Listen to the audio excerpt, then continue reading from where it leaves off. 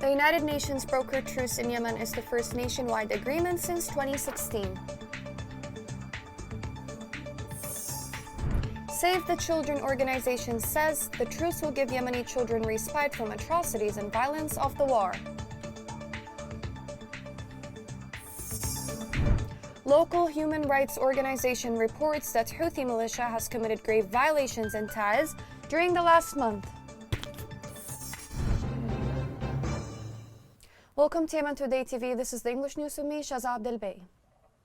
The United Nations Special Envoy has announced that the warring parties have come to an agreement on a 2-month truce. According to Grunberg's statement, all military offensives is going to stop during this period. This report has more details.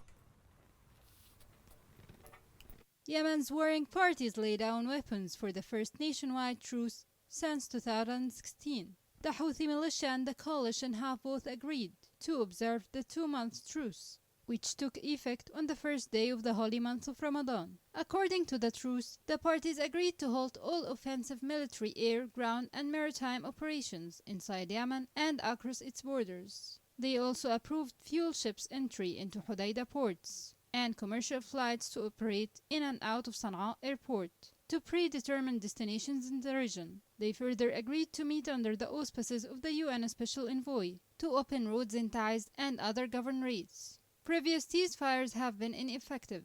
A national truce ahead of peace talks in April 2016 was violated almost immediately, as were other ceasefires that year. Moreover, 2018 agreement to cease hostilities around rebel-held Hodeidah port, a lifeline for the Arab world's poorest country, was also largely ignored.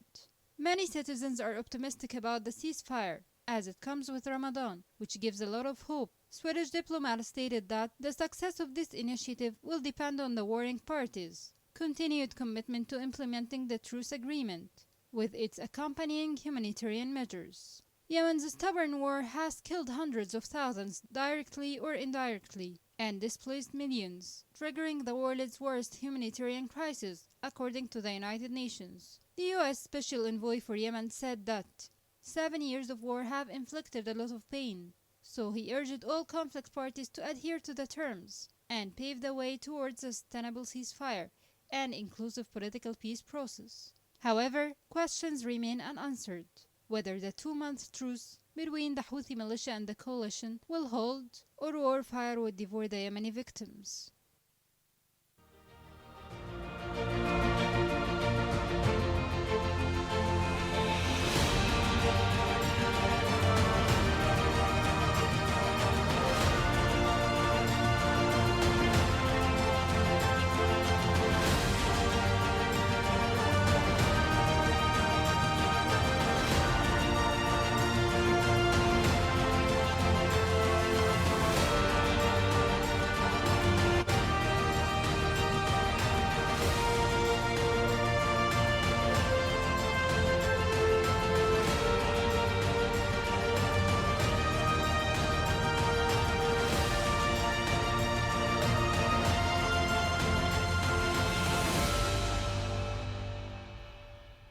The wide participation of Yemeni political factions in Riyadh consultations has indicated a unique agreement among Yemenis to end the war and suffering of civilians across the country. This report has more details.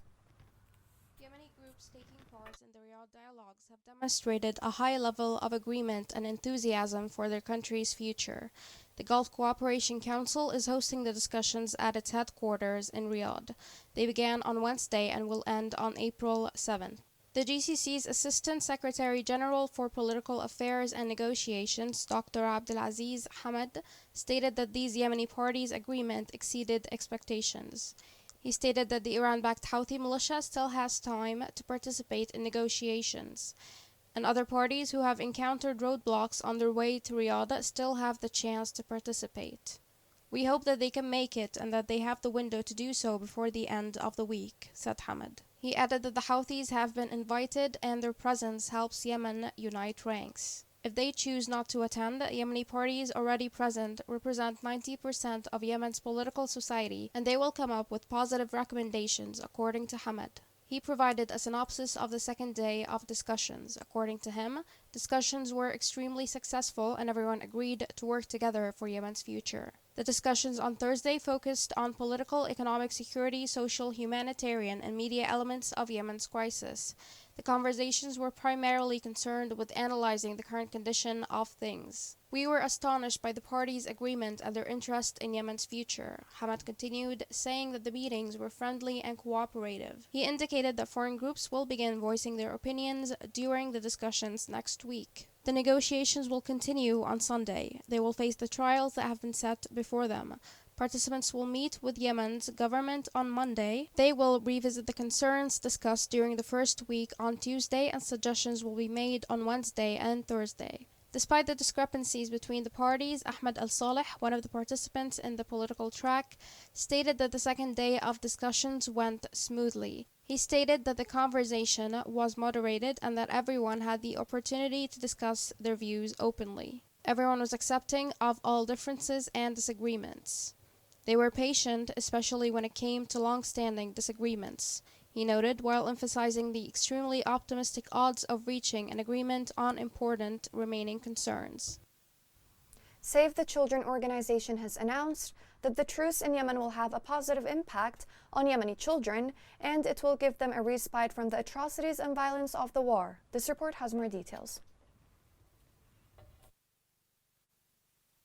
After all the suffering that Yemenis went through during the 7 years of the conflict, warring parties agreed to a temporary truce during the holy month of Ramadan. Children are the most affected by this war.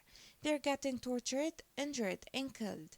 And those who are lucky enough to stay alive can't live a decent life or receive a proper education. However, they get recruited by the Houthi militia to join their ranks and fight their battles.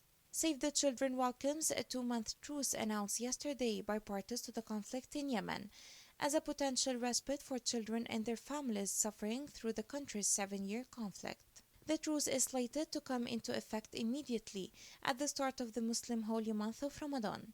The truce agreement came after significant escalation of violence in recent months, which has killed at least 600 people, including 45 children, in January alone.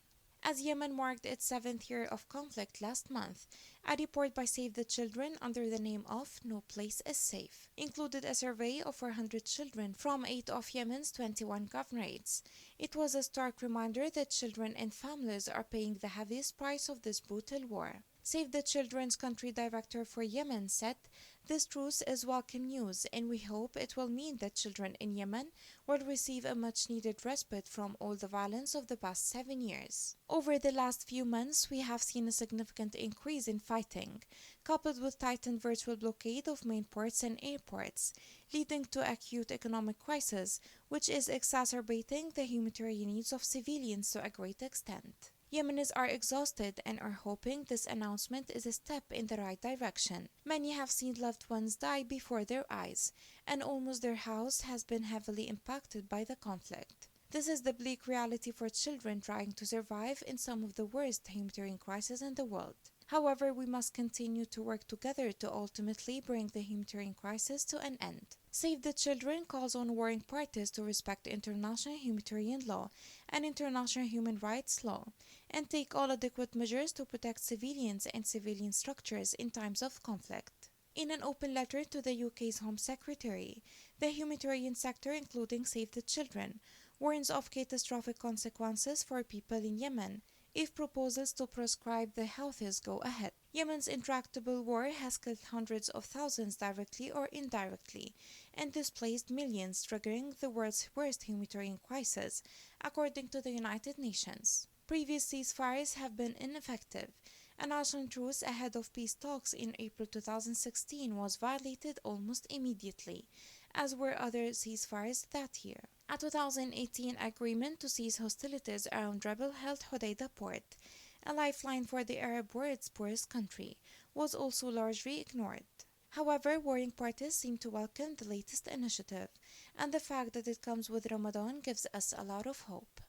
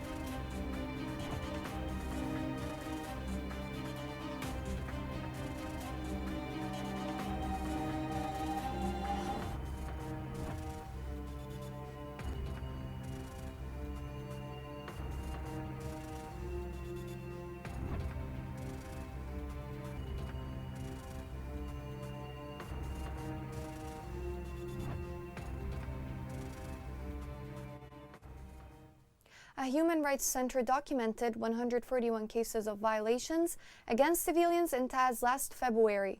The Houthi militia was at the front of violators. The center reported 9 death cases in February, including 3 cases of death for women, and the Houthi militia was behind 8 cases of death. A man was killed in a mine explosion on a road in Al Jawf. Media teams said the man was driving his car in a desert road when he drove on a landmine planted by the Houthi militia in Labanit area east of Al Jawf. The man was killed and his vehicle was totally damaged. Angry protests erupted in the city of Mukalla, the capital of Hadramaut, denouncing the deterioration of services and power outage. Local sources said the protesters blocked the main streets in the city of Mukalla, set fire to tires, and stopped all traffic for hours. They expressed their anger towards the weak response to the power outage that continued for more than 8 hours. The protesters stated that the people of Mukalla suffer from lack of basic services and high food prices amid government silence. Coming next. In Aden, despite war, people welcome Ramadan with large celebrations throughout the city.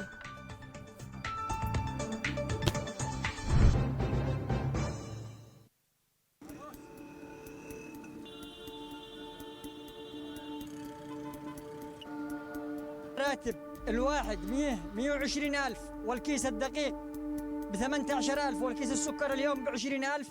كم بعلي بيعطي هذا الراتب كامل كيس سكر وكيس دقيق؟ المواطن اليمني يعيش في أزمة إنسانية وغذائية مؤلمة من غلاء الأسعار وفحشة الأسعار وغلاء الصرف والعملة الأجنبية في البلد. حالتي الحين حالة لما ندي 12 كيلو ما نقدرش ناكل الأكل داخل ما احنا بحاجة صعبة.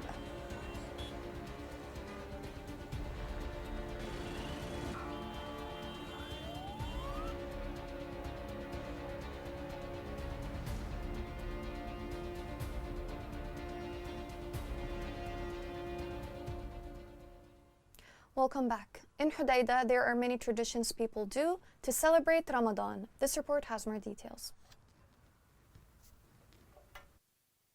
Whiteness and beauty cover the city of Hais with the reception of the holy month of Ramadan. Every year, the people of the city of Hais receive the blessed month of Ramadan with inherited customs through campaigns to clean mosques, homes, and popular places, and sprinkle them with white limestone that adds beauty and gives the holy month its spirituality and special joy. It is also an inherited ritual to rejoice at the advent of Ramadan. Religious occasions gain uniqueness in Hais. Each occasion has its own manifestations and rituals that do not differ much from the general atmosphere in Tihama, but in Hais it has its own fragrance. Every year, preparations for the holy month of Ramadan begin with campaigns to clean mosques and spray them with Noura. This is not limited to mosques, but it includes homes and fences, so the city is covered with a white color that adds a kind of beauty and splendor to most landmarks, especially mosques and old houses. A large number of citizens still maintain this custom, which may have become a ritual that the people have become accustomed to and associated with Ramadan with its spiritual value. Hais has been known and excelled in the manufacture of Noura material since ancient times, and it can be said that Noura material, which is made by heating limestone or what is scientifically known as calcium carbonate, is gaining popularity among the people because it goes beyond the aesthetic dimension to other benefits, as it absorbs the heat of the day and stores the coldness of the evening, as well as being a repellent to mosquitoes, which many homes suffer from. Every year we decorate this mosque with Noura and other streets and homes with the advent of Ramadan. We make this Noura out of limestone and it's usually used in Hais during the holy month of Ramadan, as people here celebrate it in this way. The whiteness of Noura often reflects the color of the hearts of Hais people and their innocent and humble nature, so that they are expressing their happiness of the blessed month in their own way. Despite the hard living conditions, people of Aden welcome Ramadan with joy. Aden, like other areas in Yemen, has its own rituals to celebrate this month. This report has more details.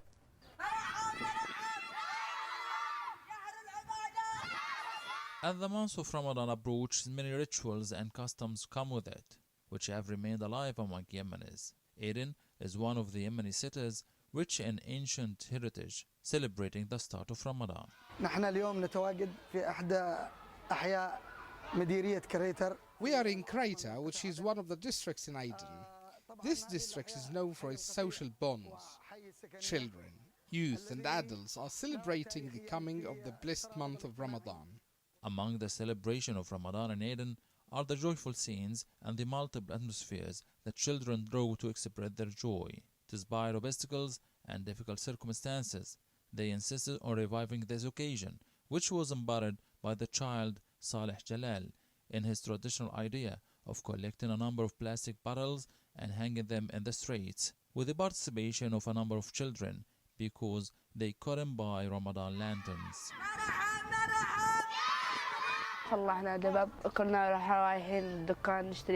We've made these lines in 4 days after we went to buy them and found that their price is high. We supplicated for God to fill us with joy in the month of Ramadan.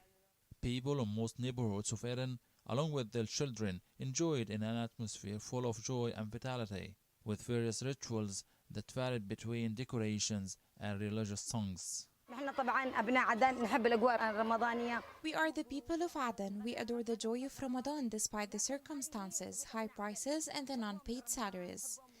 This is the tradition of the people in Aden. They love Ramadan, friends gatherings, and social bonds. I like that children celebrate Ramadan so that we get them lanterns. Look at the children celebrating the month with joy.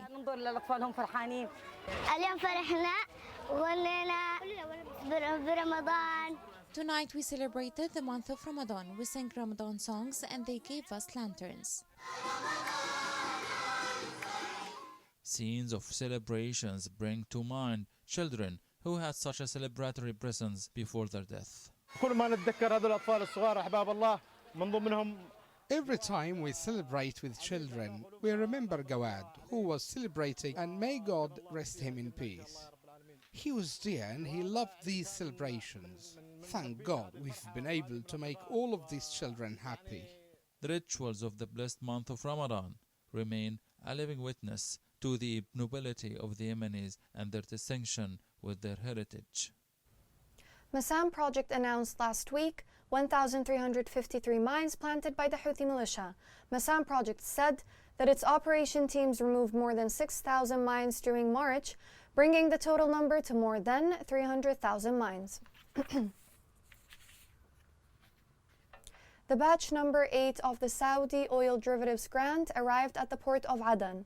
The Undersecretary of the Ministry of Electricity repeated the importance of the Saudi oil grant in improving the electricity sector and elevating the suffering of citizens. Houthis issued a direction in Ramadan raising the price of Zakat al-Fitr by 700 riyals. According to sources, the Houthis forced the population in its areas of control to amass 14 billion riyals. 2 people were killed and 7 others were injured by the Houthi fire. Houthi militants prevented people from conducting prayers in a mosque northern Sana'a.